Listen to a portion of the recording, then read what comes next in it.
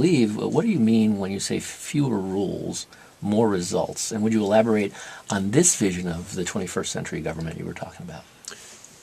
Well, just like in every other area, government today is a victim of its own successes, right? So we're in New York City, so we should pay homage to Tammany Hall, right?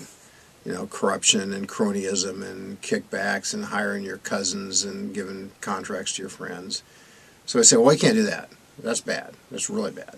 So let's make it difficult to be bad. So how do you make it difficult to be bad? Well, you set up a rule or two about how you should procure, right? You set up a couple rules about how you should hire. Then you go, well, that makes sense. So if 2 rules are good, 100 rules are better. Well, 100 rules are good, then 1,000 rules are better, right? And then, so 100 years later, literally 100 years later, you're in a forest of rules.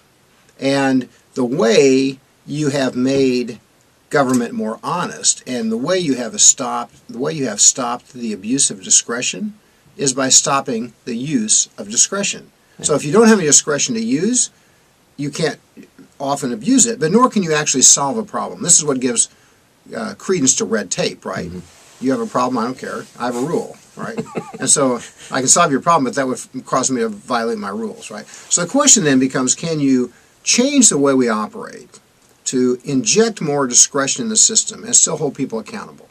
And I think with the analytic tools we've discussed earlier in the interview, you can do that, right? You can look at the outliers. You can look at the way they analyze and make folks analyze and make decisions. You can give supervisors real-time data, and therefore the post-progressive era will be an era that will be more discretion, more problem-solving, fewer rules, but an accountability system that's driven by analytics and the ability to study the way people make their decisions.